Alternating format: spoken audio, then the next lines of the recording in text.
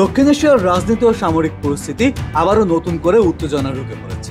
সাম্প্রতিক সময়ে ভারতের সেনাপ্রধান এবং পাকিস্তানের প্রতিরক্ষা কর্তৃপক্ষের মধ্যে কথার উত্তেজনা লক্ষ্য করা গেছে। ভারতের সেনাপ্রধান সম্প্রতি একটি কঠোর মন্তব্য করেছেন। তিনি বলেছেন, যদি কোনো দেশ ভারতকে হুমকি দেয় বা উস্কানি দেয় তবে সেই দেশ মানচিত্র থেকে মুছে ফেলা হবে। এই মন্তব্যের পর পাকিস্তানও সরাসরি প্রতিক্রিয়া দেখিয়েছে। পাকিস্তানের প্রতিরক্ষা কর্তৃপক্ষ জানিয়েছে যে ভারতের মানচিত্র কোনো পরিস্থিতিতে নিরাপদ থাকবে না।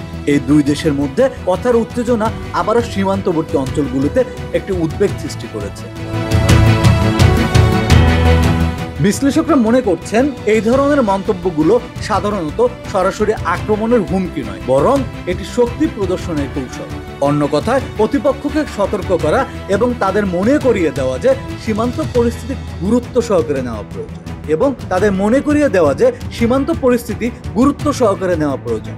যদিও কথায় কঠোরতা দেখা যায়, এর প্রভাব শুধু সামরিক নয়, রাজনৈতিক এবং অর্থনৈতিক ক্ষেত্রেও রয়েছে। ভারতের সেনাপ্রধানের মন্তব্য মূলত দেশের সীমান্ত নিরাপত্তা এবং সার্বভৌমত্ব রক্ষার প্রেক্ষাপট থেকে এসেছে। তিনি বলেন, যদি কোনো দেশ ভারতকে আক্রমণ বা হুমকি দেয় তবে ভারতকে কঠোর প্রতিক্রিয়া দেখাতে হবে। পাকিস্তানও এই ধরনের হুঁশিয়ারিকে গুরুত্ব সহকারে নিয়েছে। তারা জানিয়েছেন, নিজেদের সীমান্ত ও দেশের নিরাপত্তা রক্ষা করার জন্য সব ধরনের পদক্ষেপ নেওয়া হবে। উভয় দেশের মধ্যে কথার উত্তেজনা সাধারণত বিভিন্ন কারণে জন্ম নেয়। প্রথমত, কাশ্মীর ইস্যু এখনো সমাধান নেই। সীমান্তে নিয়মিত সংঘাত এবং সীমান্তবর্তী এলাকায় ছোট বড় ঘটনার কারণে একটি চাপ সৃষ্টি করে। দ্বিতীয়ত, সামরিক মহড়া ও ক্ষেপণাস্ত্র প্রস্তুতির মাধ্যমে উভয় পক্ষের মধ্যে মানসিক চাপ সৃষ্টি হয়। তৃতীয়ত, রাজনৈতিক নেতৃত্ব প্রায় শক্তি প্রদর্শনের উদ্দেশ্য এ ধরনের কঠোর মন্তব্য ব্যবহার করে।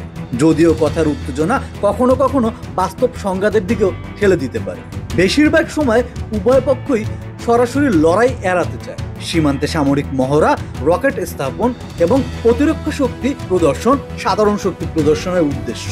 এটি প্রতিপক্ষকে দেখানোর একটি উপায় যে দেশটি প্রস্তুত এবং অনেক শক্তিশালী। এই উত্তেজনা আরেকটি গুরুত্বপূর্ণ প্রভাব হলো অর্থনীতি। সীমান্তে উত্তেজনা ব্যবসা বাণিজ্য ও বিনিয়োগে অনিশ্চয়তা সৃষ্টি করছে। স্থানীয় আন্তর্জাতিক বাজারে এ প্রভাব পড়তে পারে।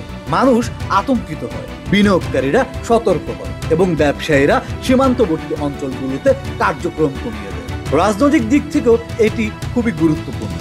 ভারতের রাজনীতির নেতৃত্বে জানিয়েছে, সেনাপ্রধানের বক্তব্য কেবল সামরিক প্রস্তুতির কথা বলা, আক্রমণের উদ্দেশ্য নয়। পাকিস্তানও বলছে, তারা শুধু নিজেদের সীমান্ত রক্ষা করতে চায়। এটি দেখায় যে উভয় দেশের হুঁশিয়ারি কেবল কথার উত্তেজনা নয়, বরং শক্তি প্রদর্শনের একটি কৌশল। বিশ্লেষকরা বলছেন, কথার উত্তেজনা দীর্ঘস্থায়ী হয় না, কারণ উভয় পক্ষই সরাসরি সংঘাত এড়াতে চায়। তবে এই উত্তেজনা কূটনৈতিক চ্যানেলের খুবই গুরুত্বপূর্ণ। যখন কথার উত্তেজনা বাড়ে তখন শান্তিপূর্ণ সমাধানের জন্য সরাসরি সংলাপ অপরিহার্য। দুই দেশের কূটনৈতিক চ্যানেল এই মুহূর্তে গুরুত্বপূর্ণ ভূমিকা পালন করতে পারে। ইতিহাসে দেখা গেছে, ভারত ও পাকিস্তানের মধ্যে সীমান্ত সংঘাত প্রায় কথার উত্তেজনা থেকে শুরু হয়েছে।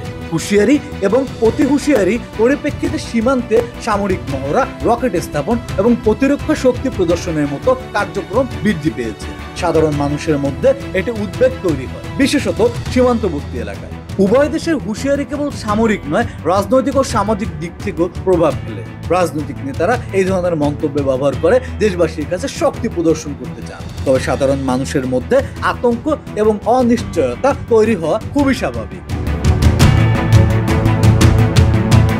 ভবিষ্যতের দিক থেকে বিশ্লেষকরা মনে করেন, ভারত ও পাকিস্তান উভয়কেই সতর্ক থাকতে হবে। সীমান্তে যে কোনো উস্কানি বা সামরিক উত্তেজনা বড় সংঘাতের দিকে ঠেলে দিতে পারে। তাই শুধু কথার উত্তেজনা নয়, বাস্তবিকভাবে কৌশলগত ও কূটনৈতিক প্রস্তুতি অপরিহার্য। দক্ষিণ এশিয়ায় এই ধরনের উত্তেজনা রাজনৈতিক এবং সামরিক বিশ্লেষকদের জন্য একটি গুরুত্বপূর্ণ সূচক হিসেবে কাজ করে। কথার উত্তেজনা কখনো কখনো সীমান্তে প্রস্তুতি, প্রতিরক্ষা ও সামরিক কৌশলের সঙ্গে যুক্ত থাকে। এটি বোঝায় যে শক্তি প্রদর্শন এবং সতর্কতা দেশের সার্বভৌমত্ব রক্ষার জন্য কতটা গুরুত্বপূর্ণ। ভারত ও পাকিস্তানের হুঁশিয়ারি ও প্রতি হুঁশিয়ারি কেবল কথার খেলা নয়, এটি দক্ষিণ এশিয়ার সামরিক ও কূটনৈতিক প্রেক্ষাপটের একটি গুরুত্বপূর্ণ চিত্র।